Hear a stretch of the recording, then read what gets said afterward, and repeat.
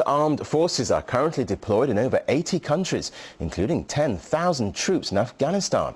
But anger is growing that the UK is doing little more than boosting its image abroad rather than provide global security. As RT's Laura Emmett discovered, some politicians put saving face above saving soldiers' lives. The United Kingdom should stop fighting distant wars and meddling in global military matters. That's the view of Kim Howells, who until last year was the minister responsible for Afghanistan.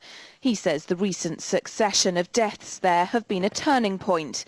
They show it's time for the UK to stop engaging at the very sharp end of UN military operations.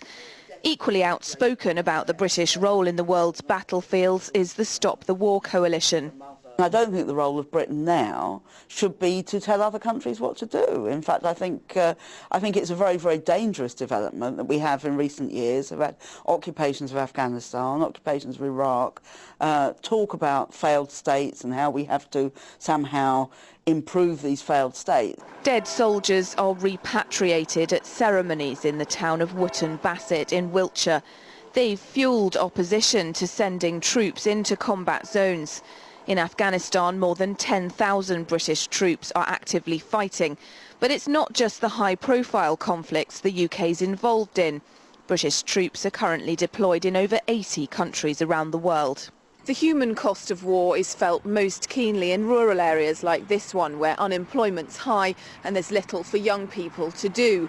It's housing estates like this that bear the brunt of decisions made to go to war in Westminster, nearly 200 miles away.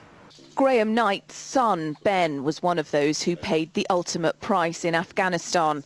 Knight says Ben died doing what he loved, but questions the UK's role in policing the world. I actually heard an MP say that we can't possibly come out of Afghanistan because we would lose face with the world.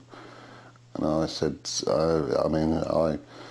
overheard, but I actually turned to the MP and said, if that means, if losing face means that we save lives, I'd rather we lost face with the world and save British lives than continue in this unwinnable war in Afghanistan right now. The UK has the largest air force and navy in the European Union and the second largest in NATO. But politicians and anti-war protesters say military action's being used to bolster the UK's position on the world stage.